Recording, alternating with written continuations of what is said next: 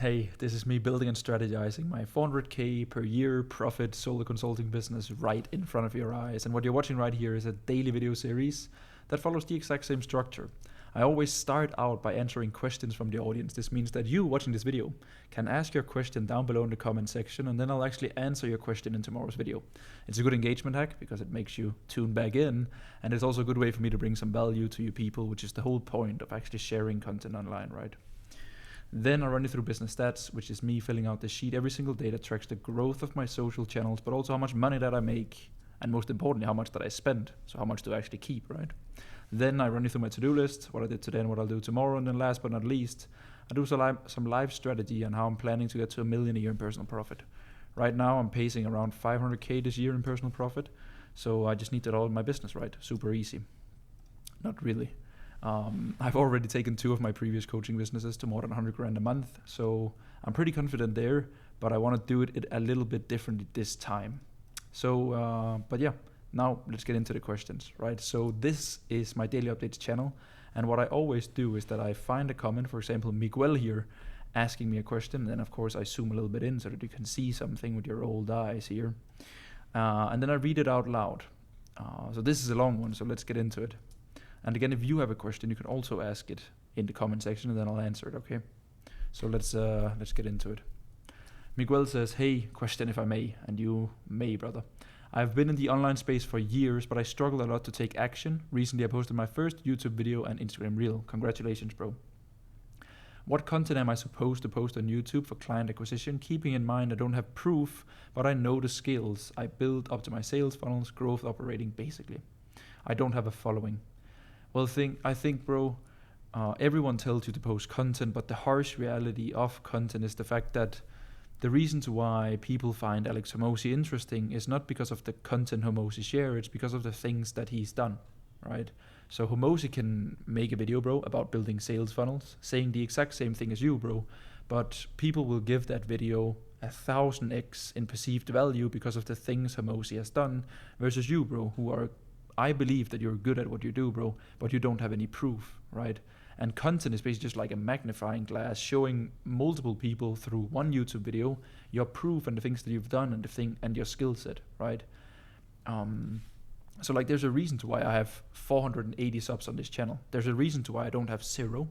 There's a reason to why I don't have 10,000. If I was smarter and better and had more proof and had built cooler companies, this channel would probably have more subscribers, right? Let's be real, because it's the direct correlation between the amount of value you bring to the world that you'll kind of like get in return, right? I've done $3 million online in revenue with my own coaching consulting offers, so that's probably the benchmark for this channel having 480 subscribers, you know? So I think, bro, instead of spending your time on content, what I would challenge you to do is to like really head down and focus all your time, energy, and effort into getting that first client so that you can create a case study, and with that case study, create a YouTube video about your case study and the way that you got results for that client. That's step number 1. Let's read the rest of the question. "The thing about my service is I keep changing and adjusting because if I could, I wouldn't work with the sales aspect of it because the service forces the existence of sales department. Don't want to manage that many people." I think, bro, you don't really have to, if you promise people more revenue, more profit, then it's important to take care of the sales process, right? Because sales calls and the booking process is the thing that actually delivers the actual money in the bank, especially the sales calls, 90% of the time, right? So, bro, what you can do is you can just focus your offer around appointment booking. Then you don't need to manage a sales team, right? So I wouldn't overthink it, bro. I would rather look at the individual case, look at the individual clients that you're going to work with, and then tailor a package based around that fixes that problem. So you don't have to manage sales teams, bro. You don't have to. Also, should I use WAP for setting up payments and client management? I'm not even certain of what I need. I'm thinking of done for you offer, and later with results also for consulting. Plus that makes sense for someone just starting out. Always start out by done for you, bro. Done for you, it is you in the trenches doing the work, and it's a lot easier for you to get clients and deliver results when you're the one in control. Once you realize what is working for that client where you manage it, you can then take that winning element and then tell other people how to do it. That's consulting, right? I use WOP for payments. WOP supports digital services, so I'm happy about that. For client management, I use Slack and Airtable. You can probably just use the software tools, or like software, that allows you to deliver your service, right? So it's not a big software stack. Don't worry. Don't worry. I just have a passion for business in general and helping people on the daily, making more money, while I get to learn even more. Am I fantasizing too much? No, bro. Of course not. Of course not. Allow yourself to dream, brother. If you don't dream, like, no one else will share your dreams but you, right? So of course it makes sense. If you can make people money, they will probably pay you a percentage of the money that you make them, and then you have a good business, right?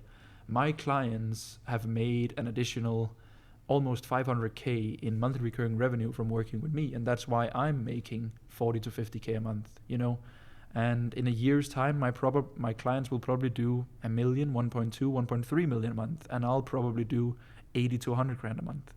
And it's not from like, oh, I'm so certain that my business will grow, but I've just seen it too many times now of like, if my clients grow and I deliver better results for my clients, they stick around for longer, they refer clients, my content does better because I'm smarter and getting results, more people sees it, more people want to buy. So it's like, it's the perfect loop. Bro, you just need to get the loop started, right? By getting results to your first 1, 2, and 3 clients through done for you. Simple as that, brother. Don't overthink it. I genuinely just want to run my business alone and provide as much as I can for my clients. I do the same, bro. I have no employees, If this is too much to ask, could you focus on client acquisition and what service to provide? I know how to do a lot of things, and building optimizing funnels feels right for me. Nice. But I don't want to just be another one. Much love and great work. Thank you in advance. Thank you, bro. I think I gave you my answers throughout the message. I think, bro, instead of being like every other agency that focuses too much on like outcome, so like appointments booked and I'll build you a sales funnel, maybe focus on the aspects that more money brings people. So like more peace of mind, more time with family, more time for their hobbies, more time for creative work, more time for these kind of things, and less stress when it comes to the technical aspect of a marketing department and building funnels and these things. I'm seeing a little bit of a shift in the market there. If like people know how to make more money, but at what cost? So that you can use that, bro, if you really want to like emphasize on the people aspect and the more wholesome aspect instead of just money. So use that in your outreach. Spend all of your waking hours, bro, finding that first client, getting that first client, deliver them good results, repeat, and then once you're making enough cash flow, you can start creating content and transitioning into consulting. So I wish you all the best, bro. Espen watches all the videos till the end. Legend. Thank you, mate. I hope you're doing well, bro. Then Sasha says, you are amazing, Frederik. Thank you so much, man. I really appreciate that. Love your content and advice. You're very genuine. I appreciate that. I want to move away from the agency model, currently helping businesses with lead generation. Would you say it's possible to work in consulting in multiple niches at a time? If so, how would you structure the offer? What are the options? The goal is simple, helping companies install the systems we use to scale their revenue, systemize processes, and grow. It's definitely possible, right? If I look at myself, I help agencies, coaches, and consultants. So it's both service-minded people. It can be a fitness coach. As long as you're just really, really good at what you do and you can deliver your service digitally, then I'm happy. Then I can work with you, right? Most of the time. So I think, bro, definitely. I think just focus on like the core problem that you solve and what kind of like outcome people get from working with you. And also like your unique method of like solving that problem and getting them to that outcome. Because then your communication just becomes about your system and methodology rather than helping fitness coaches get 10 high ticket clients, which is like way more niche specific, right? So I think, bro, definitely you can, for sure. Of course, it also becomes a matter of the system. I don't know if the same system will get let's say a hairdresser and a fitness coach the same results, let's say, just for like picking two niches that is a little bit a bit apart. Like it's different pricing, it's in different, maybe the same client avatar, probably not with the same problems, but you get the point, right? So I think see if there's like a correlation between the niches that you want to work with, because I think a lot of people, they tend to believe that the bigger the market, the more money there is, which is kind of true when you look at it like black and white of like, hey, more people can pay, more money, more scalability. Whereas in like, I've realized that the market is kind of infinite, right? Like, let's say that you only work with fitness coaches. There's hundreds and thousands of fitness coaches out there, you know? So I think, bro, if you want to work with a broader audience for the reason of scale and making more money, it might not be the right choice. But now I don't know enough about you and your business, but on paper, from what you've said here, yes, you can definitely have a more broad like audience and multiple niches, because you just help companies install systems that brings them more money, right? So the matter of fact here becomes the system, if it works in multiple niches, and I assume it does, since that is what you want to do. So I wish you all the best, Sasha, and thank you for the kind words. That means a lot to me. Then we have Ali here saying, hey Frederik, I'm putting together an offer for my mom. She's a nutritionist with a really strong offer, but being based in Gibraltar means she's very limited to a small pool of clients. Correct. We want to expand into the Marbella area since it's affluent and English speaking, with a goal of 5 to 6 new clients. Nice. Right now the funnel looks like cold ads, free training opt-in funnel, option to book a consultation. Then for people who don't book, we'll follow up with an urgency-driven emails or retargeting ads. Nice, man. Since you're big on paid ads, do you think this is a solid strategy as is, or are we missing some important foundations? Also, as this is the first time for me running a paid campaign, what KPIs should I be aiming to hit? Interesting. Well, I think since you're running a funnel here, bro, that is very depending on cold ads, to the training video, to the consultation, and then for people who don't book, they end up in an email setup and retargeting. That's very good. It's not really that content driven. I would say maybe focus more on organic content, but like in reality, this funnel doesn't even revolve around content, right? So I think this funnel definitely works. It's a little bit more expensive, bro, because the sales cycle is typically a little bit shorter, from like, hey, you have a problem, watch this video, book a consultation, buy. Versus if you run a more content driven funnel, it would be like, you want to learn more about this topic, educate them through YouTube and Instagram, chat with them in the DMs, invite for a call, close. But there's a longer process there. Typically the leads is a little bit cheaper because you're the one doing the large part of the nurturing instead of targeting heavily problem aware people. So I think, bro, you can consider if you want to, on the side, because I love this funnel and I've personally spent probably like $200,000 of my own money on it. And it was how I took my previous coaching business from $100,000 a month to $217K a month. So I like it, but I think at the same time it's very short-sighted. So I would definitely add organic content on the side here, bro. But let's focus on your question and the KPIs. So I think, bro, a thing that I really want to like emphasize here is that, I just leaked my entire Notion. Very good job, Fred, because I wanted to show my webcam. What I really want to emphasize here is that there are no right or wrong KPIs. The only KPIs are the ones that is healthy for your business and the goals of your business, right? So let's say, as an example, Oliver, I'll go a bit of a tangent here just to like make a point to the rest of the people watching, but that's just how it's gonna be, right? Let's say that an info business, my business, let's just take my business as an example. We'll just say easy numbers, $50,000 a month in revenue. Let's say that right now, right, I'm running at like 90% profit, not a lot of clients. I'm not spending any money on ads. It's like purely organic. Most people will say, oh my God, what a healthy business. And I would agree, because this business ticks the boxes for me of high profit, a lower amount of stress, working with fewer but better clients, and it ticks my boxes of the goals that I have for this business, right? But let's say that we took the same example, 50K in rev, 40% profit, but high ad spend, a bunch of clients on maybe like a lower ticket offer, high volume. A lot of people would then say, oh, this is not good. The profit is a little bit too low, headache with all the clients, like what is going on? But this business, what you're not seeing is that, yeah, even though that it's only 40% profit, this business over here is spending a lot of money on ad spend, which means that they are getting an incredible amount of leads and growth of social channels, emails, impressions, building a very, very strong foundation for later down the line. They're working with a high volume of clients, which means that you can add MRR offers, there's probably a higher chance of up or down selling and ascending people because it's a higher volume. They have more positive impact by working with a lot more people.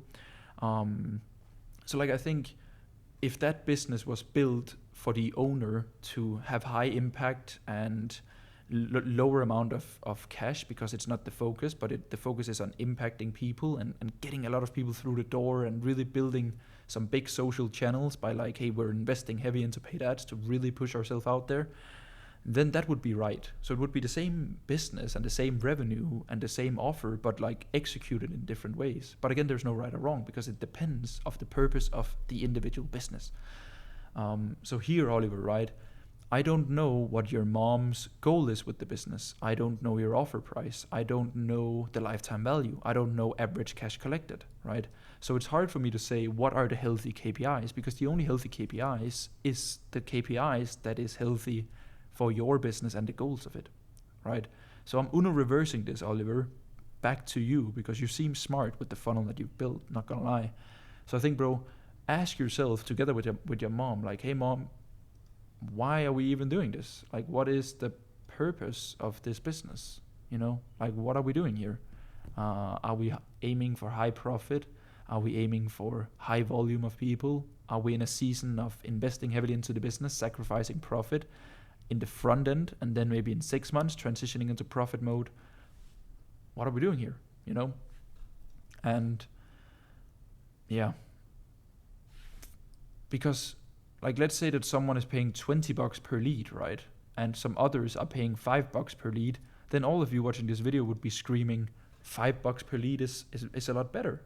But what if I told you that it took 100 of those leads who are medium qualified to book a call? And let's say that it took 5 of the other leads to book a call because the leads were fewer but better. Then the call price were now $500 for the $5 leads and $100 for the $20 leads. Then you would all say, $100 per call, it's better. But what if the close rate then, and the cash collect rate, and the lifetime value? So like, if you want to survive in info, and if you want to survive in the agency and consulting space, you have to become obsessed with being so much smarter than the rest of the market, because you're like me, obsessing over these things right here on how to construct the funnel that is right for the business in front of you. So yeah, Ollie, I hope that answer made good sense. It was a bit of a fluffy answer, but I wanted to challenge you a little bit here, brother, okay? Because this is the only reason, people, that why my clients stick around and renew and I have a good business, is because I can identify these bottlenecks in all of my clients' businesses, determine what is healthy, what is not healthy, depending on the individual client that I'm working with, make short-term decisions that will maximize client short-term goal, and install activities that the client will be happy about in a long time. And that's why people work with me. And it's not to say that you should too, but it's just you need to find your unique edge. I'm not famous. I don't have a large audience. I need to make the most of the clients that I work with, because I want to work with fewer and better clients, and I expect them to pay me a lot of money. So I should probably also be really smart, you know? So thank you. That was it for the questions. I really appreciate the questions. Again, if you have any question, feel free to ask it. I love your questions. That's the whole point, right? Then the next thing on the to-do list is business stats, which is me filling out this sheet here. I've done it for every single day for more than 100 days. So it's pretty cool. Let me find my stats here. So 482 on my daily updates YouTube channel. And then I have my main YouTube channel, which is currently sitting on 6,497. So that is the same as yesterday, which is all good. I haven't posted a main video in a long time, so I should probably get my shit together. Not gonna lie. Daily updates 482. Nice. Revenue yesterday $985. And I didn't spend anything, which is all good, which means that we are currently, for the month, we are sitting on $42,000 in cash and 55.5K in revenue, which is all good. And this month I've spent $500. Too healthy, people. Isn't that what we say? The profit margin is too high. It depends on what goal you have with the business, Fred. True, you're so smart. All good. Then to-do list, so what I did today. So today it is Wednesday. I have all of my calls Monday, Wednesday, Friday. So today I just had client calls, which was very nice. Some very good chats with my clients today. I actually wanted for the strategy session of this video to like walk through the calls that I had with the people and how I like coach and consult people, but I will save that for tomorrow because we're 20 minutes in now. So I'll just like round off the video here. So yeah, I had calls with clients, one-on-one calls, basically for like 7 hours. It's now like 8:30. I went for a walk. Then I built my program and I wrote a bit on the YouTube video in the morning before my call started. And now I'll do like one final round of like answering all my clients on Slack, and then I'll go to bed. I was sick yesterday, so I'm feeling pretty tired now, not gonna lie. So yeah, it's been a pretty good day. For strategy, I would have done the call reviews that I have met with my clients, how I go about structuring the calls, identifying bottlenecks, how I make my decisions, how I plan it, but I'll do that tomorrow. So I'll make sure to remember that. Thank you so much for watching this video. And yeah, business as usual, huh? We'll see each other tomorrow.